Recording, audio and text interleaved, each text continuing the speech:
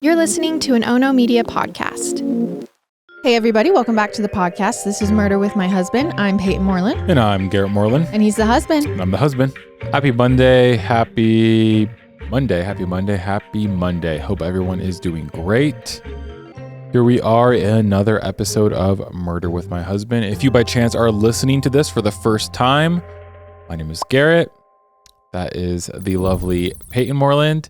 And she tells me a new case each week. I have no idea what she's going to say, what she's going to talk to me about. And I love true crime. And I historically hate true crime. Historically? Here we are.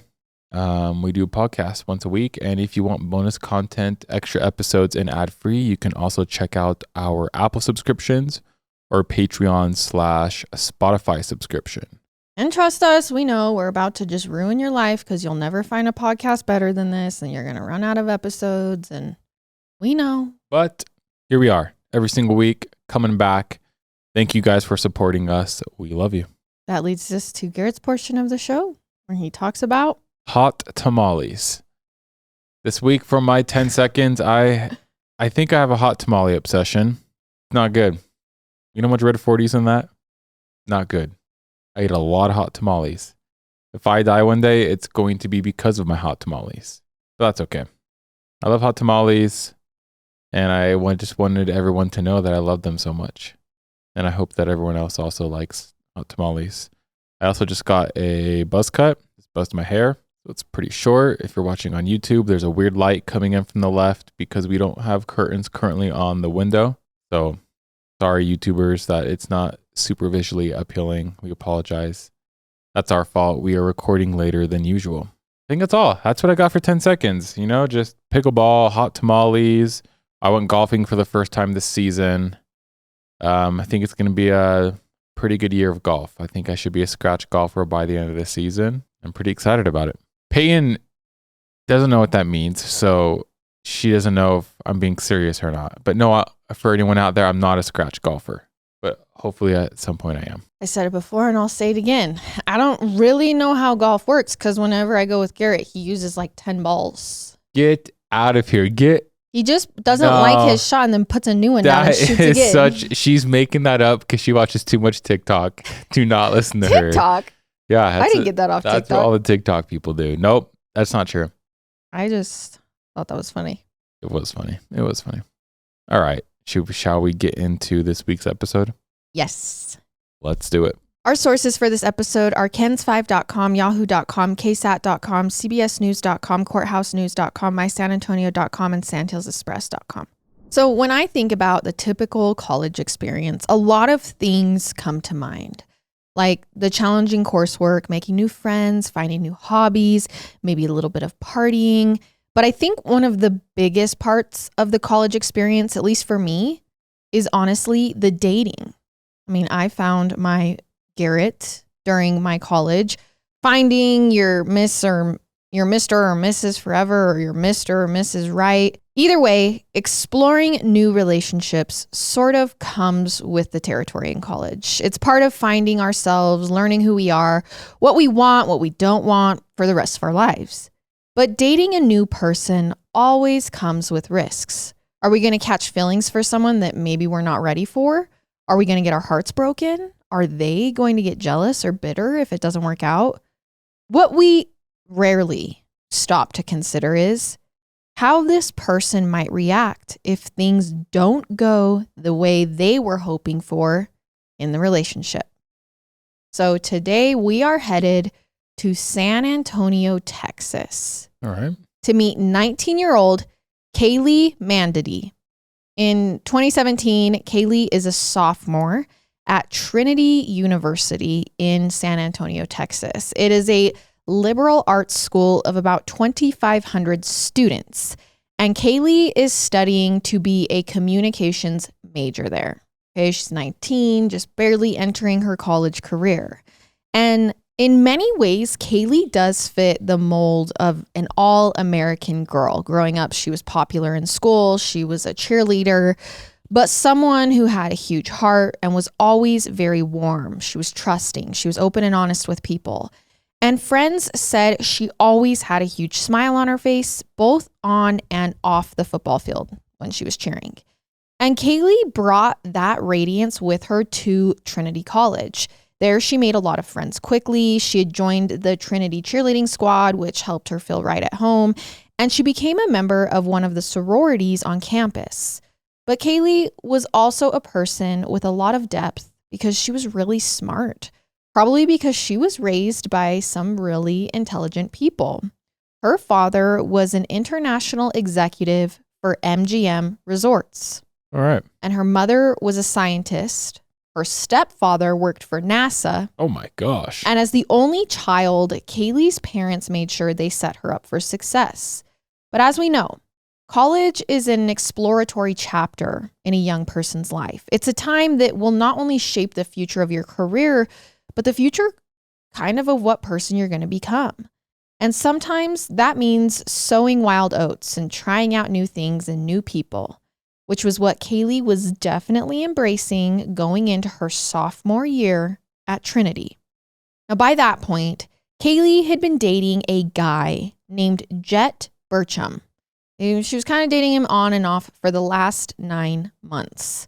Now, Jet was a Trinity star football player, and he was in Greek life himself. So together, he and Cayley, the cheerleader, were sort of like an idyllic college couple.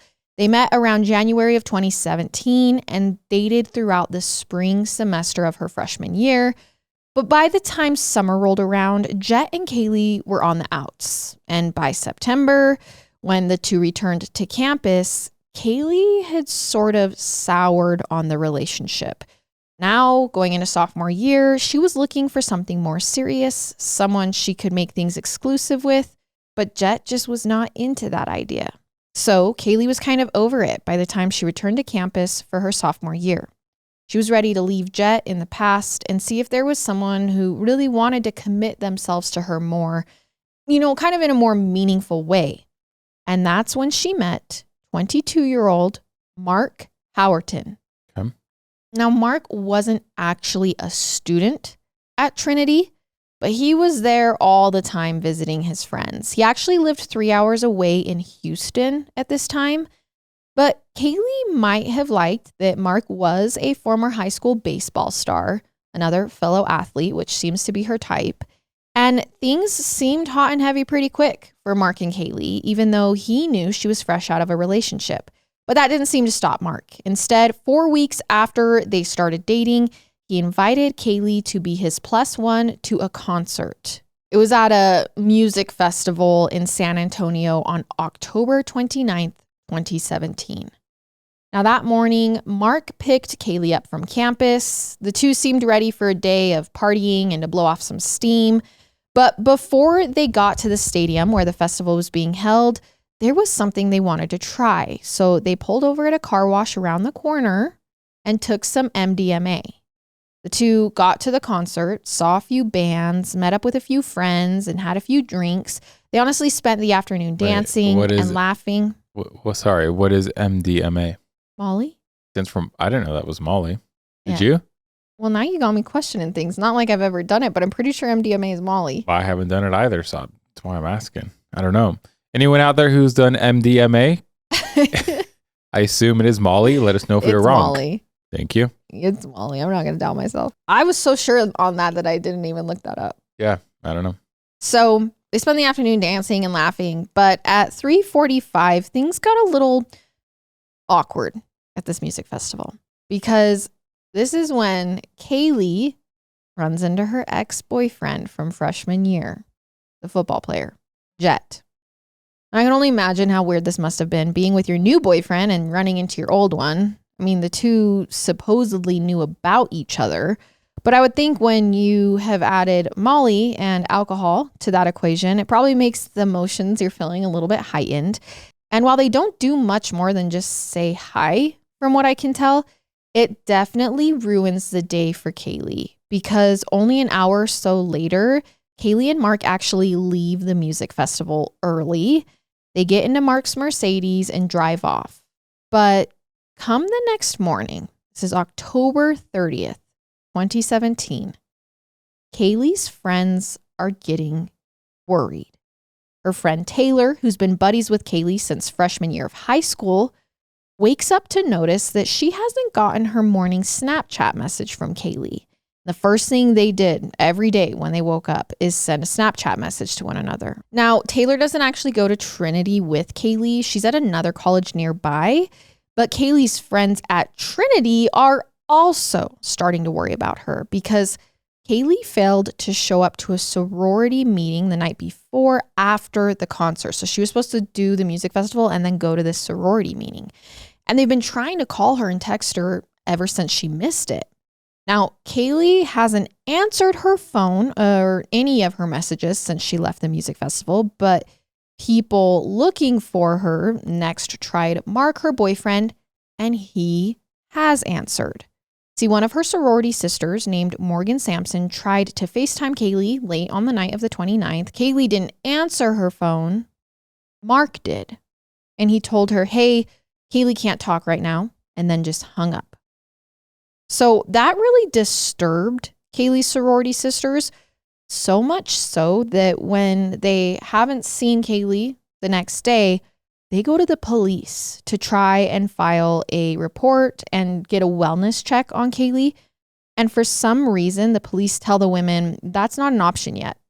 So meanwhile, they're begging the police, like, please, can you put out an Amber Alert for our friend? Maybe she's been kidnapped. And police are like, I'm sorry, but your friend is too old for the Amber Alert program. That only applies to people till age 17. And they're like, oh my gosh, well, no one's answering. Mark did that weird thing. I mean, you know where this story's going. He knows where Cayley is. It's not a mystery. Because around 10 p.m. on the night of October 29th, about 5 hours after he and Cayley left the festival, he was arriving at a hospital in Luling, Texas, which is a little over an hour outside of San Antonio. Paramedic Cheryl Lane was right in front of Mark's black Mercedes as it pulled up to the emergency entrance. He was honking his horn, flashing his lights as he arrived. Then he got out of the car screaming that his girlfriend isn't breathing. And when Cheryl takes a peek inside the passenger door of the vehicle, she sees Cayley there unconscious in the seat, and this paramedic notices that Cayley has some bruising. Her clothes aren't on her. They are lying on the floor of the car. Oh my gosh, dude. But Cheryl is more concerned with getting the girlfriend out, Cayley, and administering CPR.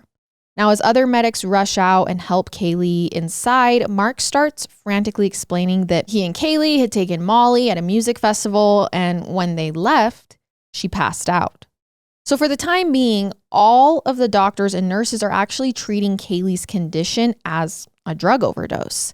They insert a tube into her chest to help her breathe. They put IVs in both of her arms, and they send in a sexual assault nurse to photograph Cayley just in case.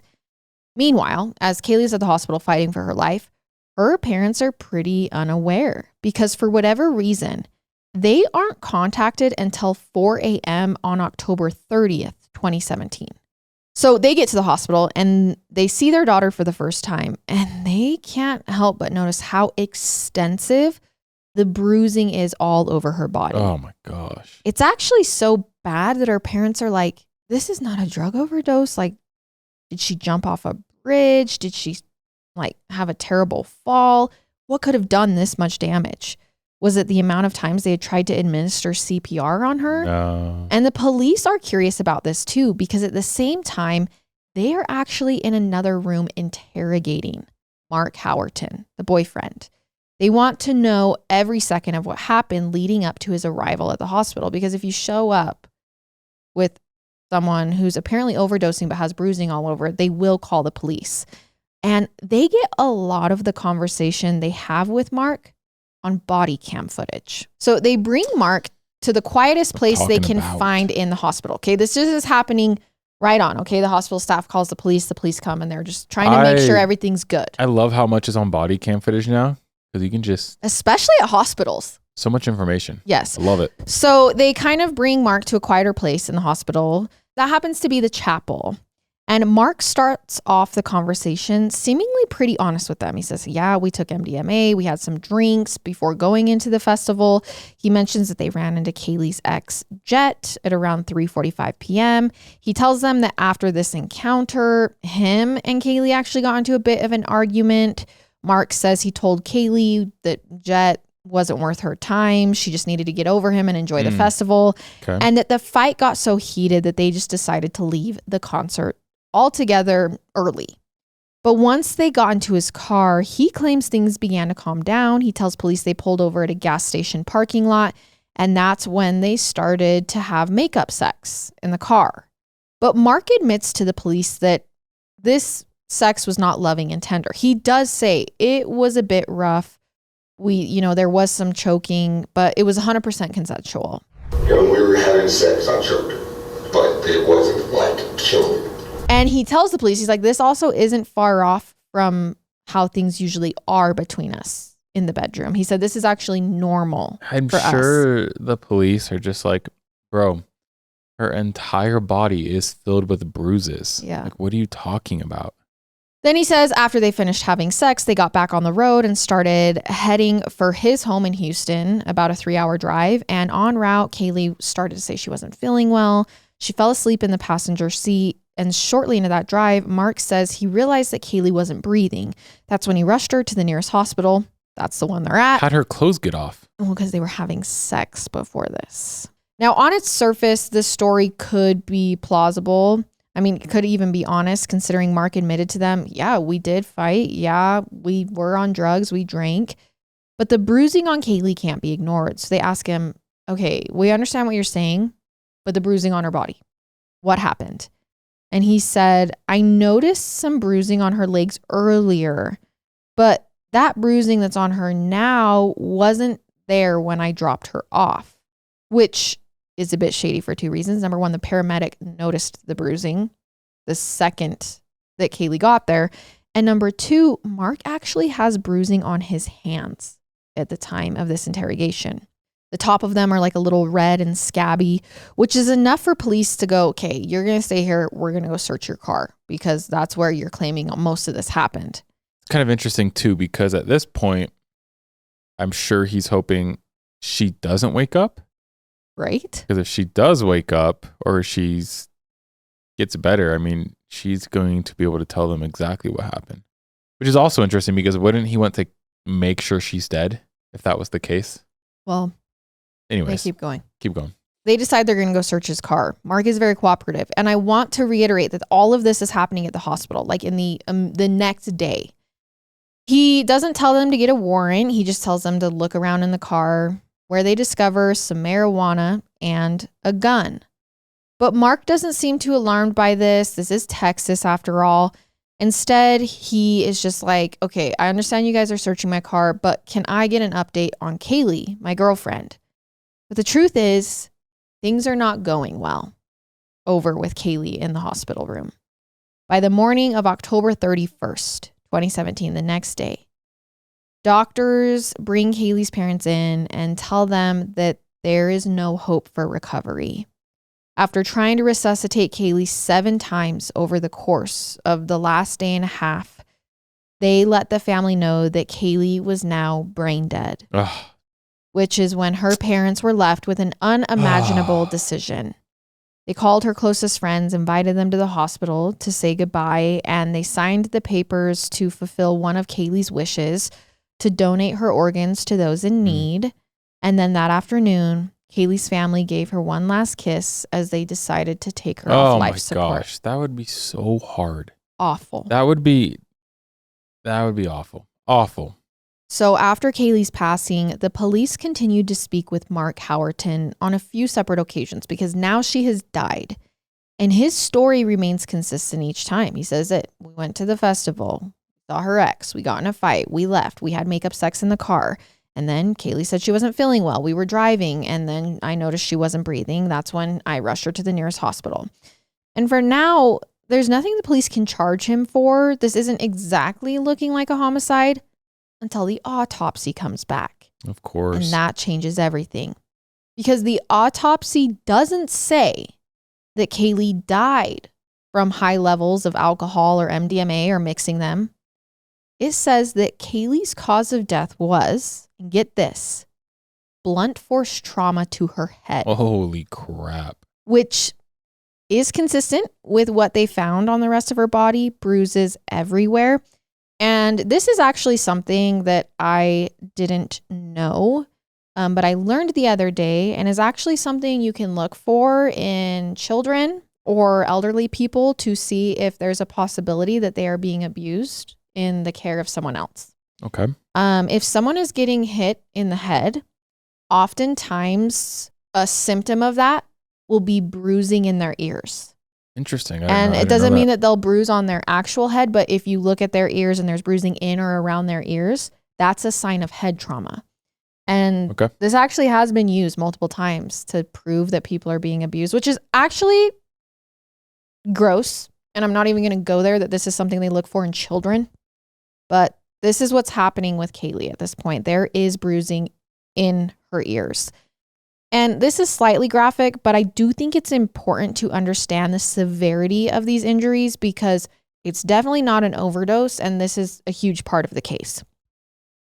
So you can fast forward if you don't need all the details.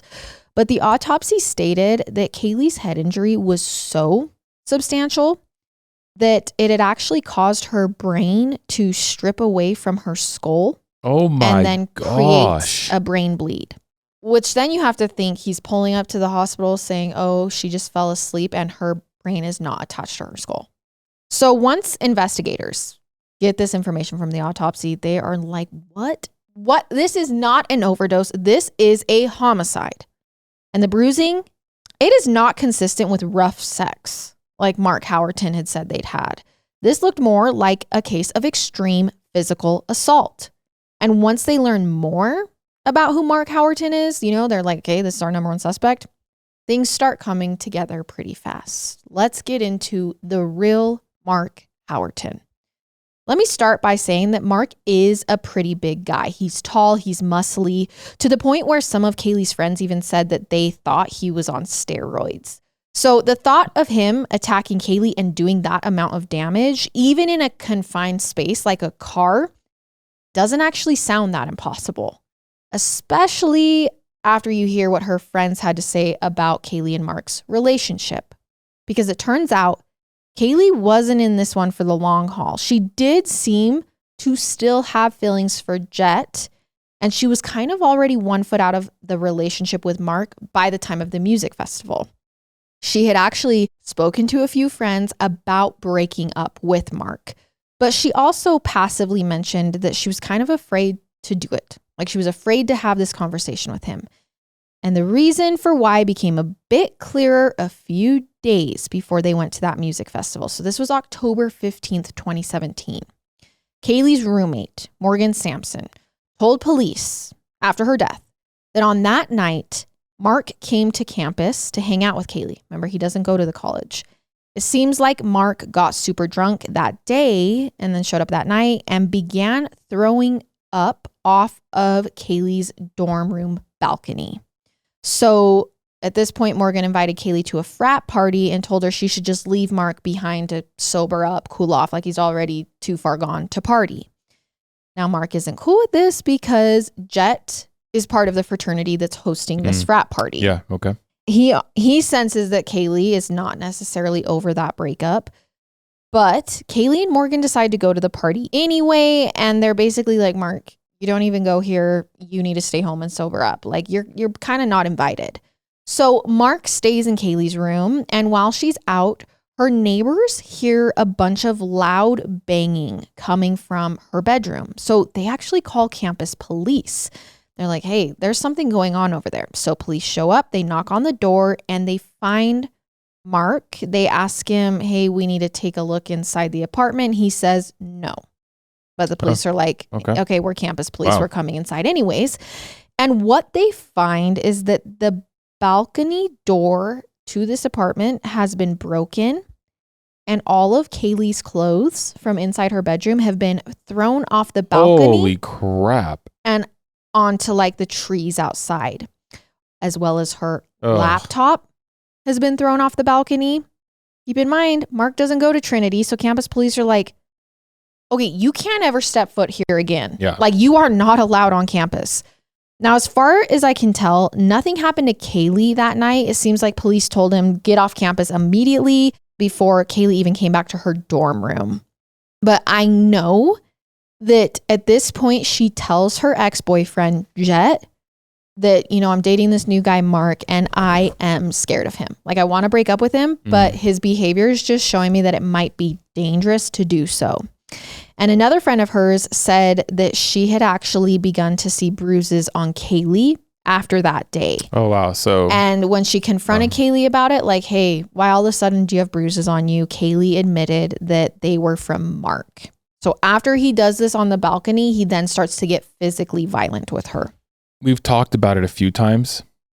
I actually truly don't know what you're supposed to do when you're being beat, but you're scared to leave because they're going to kill you. Like, I truly don't know what you're supposed to do. And honestly, because, sorry to interrupt, because the legal route for that isn't working. It's just sticky. Yes. Right. It's so sticky. Like, it doesn't solve the issue. He's not going to go to prison for what he's done. Yeah. If it's not super severe yet, like what happened. Yeah. So it's too sticky. And I don't know female, male, whatever. I don't know what you're supposed to do when you're being abused like that. And I will say, like, I got the hint that, like, there was a little bit of victim blaming going on, being like, well, if Cayley's still in contact with Jet, how is that fair to Mark? What the? Blah, blah, blah. Let me just clarify something. When you are in trouble with someone, you tend to go to people you trust who you think can help you out. Yeah. A former boyfriend could easily do that. He cares about you. He's another guy. Like, he knows what it's like to be in a relationship with you. It really is not that crazy that that's who she turns to for help. So I just don't want to go down that road at all because she's in a dangerous situation. Yeah. And then another friend told police that Cayley had confided in them about a time when Mark had grabbed her head and smashed it into a car window. What is happening? Now, by this point in October, Cayley had apparently tried to end things with Mark more than once. But whenever she told him, like, hey, I think we should break up, like, she tried to have the talk with him, he would threaten to die by suicide. There was even a text message from Mark to Cayley. So this is like hard proof that read, quote, if I leave, it's death. Basically saying, like, if we break up, I will kill myself. By the way, I mean, that's a form of abuse and manipulation. Like, that's not, that can't happen. That is not healthy. That's not okay. And even if someone is so low to the point where that's how they're feeling, it's never the other person's fault. Just saying. No. I mean, if you can get help and get other people involved. But by the time the festival rolled around, October 29th, Cayley is literally on her last leg. She told Jet that she was planning to break up with Mark while she was there that day because there would be a lot of people around. So if anything goes sideways at the festival, there would be witnesses. Jet also said, though, that Cayley was really nervous about this breakup. Like, the only reason she was going to this festival was to break up with him in public. Okay. And rightfully so, because Jet said after he ran into Cayley at the festival, he saw Mark and Cayley fighting. Obviously he's figuring that they're breaking up, and it appeared like Cayley was trying to get away, but Mark kind of hooked his arm around her shoulder. And then he just began walking her to the exit. So now with this eyewitness testimony against Mark Howerton and the incredibly damning autopsy report, police feel like they have more than enough to press charges. Yeah, I'm so mad because what? I've said this on the podcast before, and I totally get if you disagree with me, and I'm fine with that. Like, I don't care. It doesn't offend me. I still love you. You still love me. We're a happy family. Way to force that. But it's just like, I just don't think, I mean, he's going to get prison time, obviously. I don't know. That ain't good enough for me. That's not good enough for me. Like, that's just not, it's not okay. Like, yeah, sure, he goes to a prison, but cool.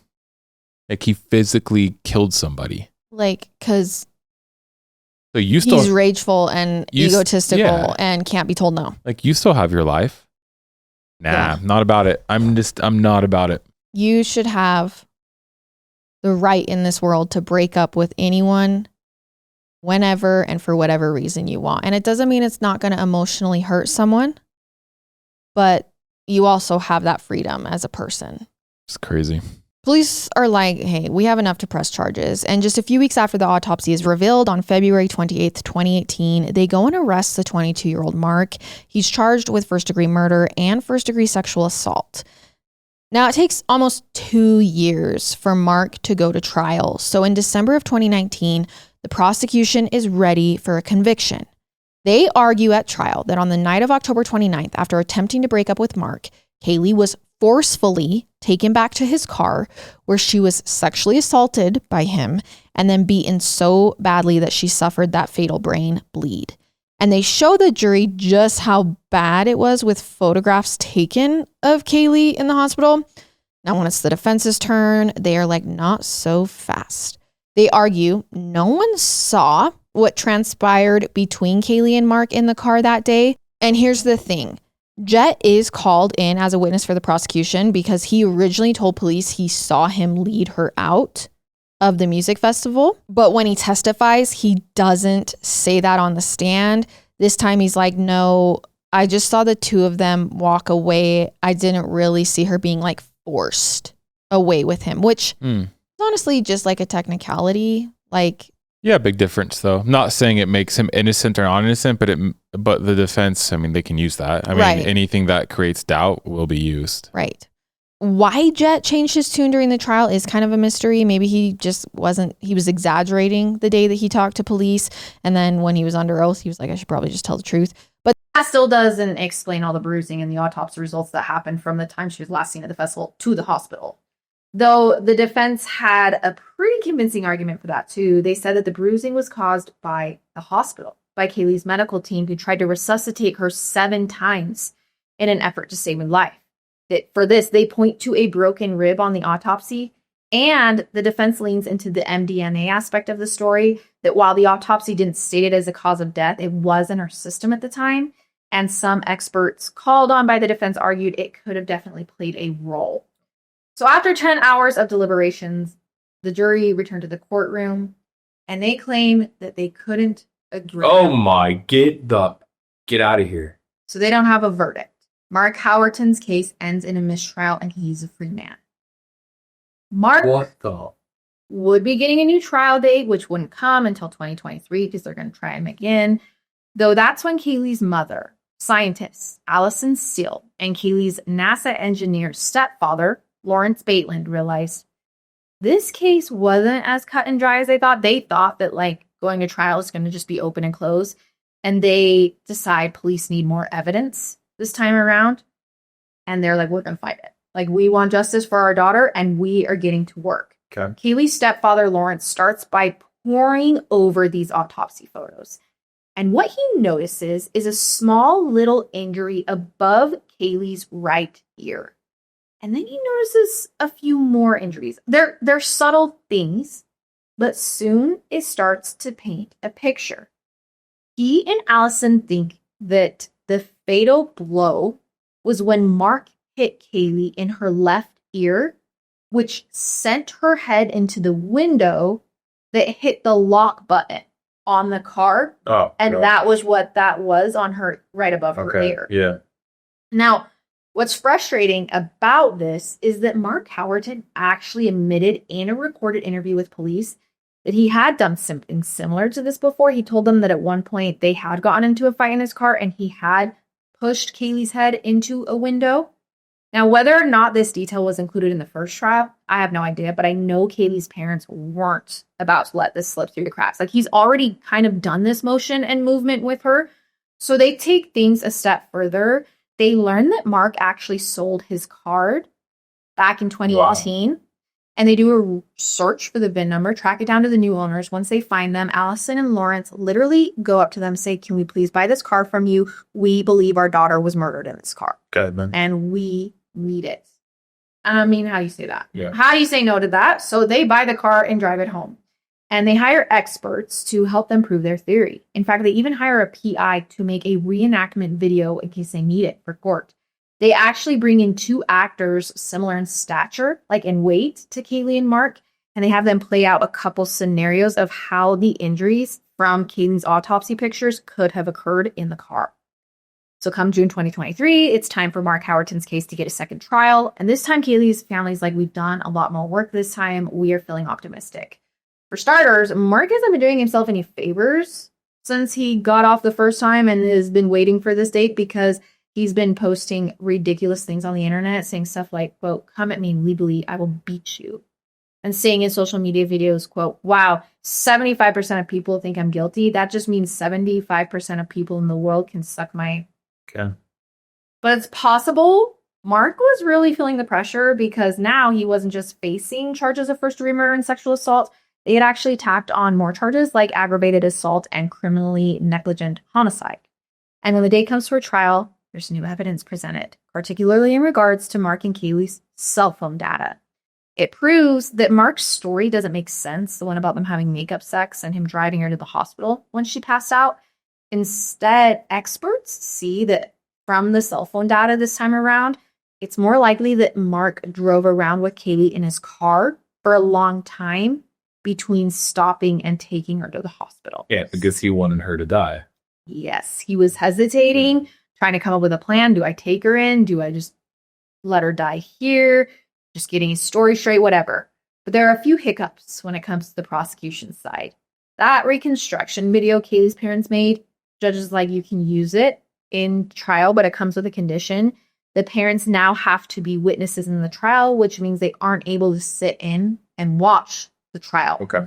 Ultimately, this wasn't something they wanted to risk, so Allison and Lawrence agreed to just take back the video. They're like, we'd rather just be present for the trial than have to sit out and be testify.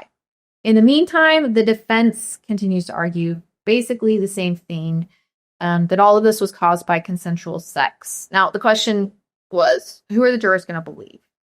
When they left to deliberate this time, they did come back with a verdict for now 27-year-old Mark. And when the judge reads the results, it makes a lot of people's hearts sink, because Mark Howerton is found not guilty of first-degree murder. Get out of here. Get the F out of here. There's no way. Do you want to know what he's found guilty of? Pull up. Sorry, I shouldn't What say do you that. think he's found guilty of? Drugs or sexual assault. Guilty of aggravated assault causing serious bodily. Okay, so what? Literally a bar fight. So he gets 3 years in prison? She Maybe. died. She died. And he got convicted of punching someone at a bar, basically. That's oh my gosh. Whoever was on the jury for this, garbage. Absolute, you guys, bad. I will say, Insane. I mean, okay, it'd have to be a pretty bad bar fight because you have to cause bodily harm. But anyways, Mark is given 20 years in prison. Oh, okay. So, okay. yeah, I take some. does he deserve life? Probably, but for just aggravated assault causing serious bodily harm, it could have been way less. 20 years in prison, ordered to pay $10,000 to Cayley's family. Oh, wow. $10,000, cool. But Cayley's parents can't help but think about how easily all of this could have been prevented. It's actually one of the hardest pills for them to swallow, is the fact that nothing could be done when Cayley's friends first reported her missing. Remember when police told them they couldn't issue an Amber Alert because Cayley was over 17? Well, Cayley's mom, Allison, stewed on that for a while, and that's when she decided she was going to fight for Amber Alert to be sent out for anyone, because who knows really how long this whole process had taken, and the friends couldn't reach her that night. Remember, she was supposed to be at that sorority thing. And so in 2019, Allison created the Cayley's Calling organization, and with that made the Clear Alert. It works just like Amber Alert, only it's made for people between the ages of 18 and 64. Okay. So basically an Amber Alert for older people. And in September of 2019, Allison got the program approved by a Texas legislator. But Allison isn't done trying to keep Cayley's legacy alive. Her nonprofit, Cayley's Calling, has been traveling around Texas trying to educate law enforcement on how to properly utilize this alert. The hope is that everyone in the community can come together to prevent a crime like Cayley's from ever happening again. If you would like to learn more about Cayley's Calling or donate to the cause, you can visit Cayley'sCalling.org. And that is the murder of Cayley Mandadi. Dude, I don't know. People piss me off. I don't know how else to say it other than that. That's crazy. Okay. And I know this is why this is good. We leave some of this stuff to the end because a lot of people have probably turned the podcast off by now. But this is exactly why I just think there's not a scary enough punishment. If people aren't scared, people are not scared to go to prison, apparently, because they're doing this stuff. If you were truly terrified of consequences from your actions, you wouldn't do something. Majority of people, you're still going to have your 1% of people who are just serial killers and don't care. Yeah. I don't know. Just my thoughts, but horrible, and I feel it for the family, and that. My thoughts are this. Not everyone, but I would say a lot of people have been turned down by someone that they wanted. Yeah. Right? Sure. I mean, there's, and that hurts. And it does feel bad, but not everyone shoves someone's head into the side of a car so hard that their brain splits from their skull. And that's the difference. All right, you guys, thank you for watching this week's episode or listening, and we will see you next time with another one. I love it. And I hate it. Goodbye.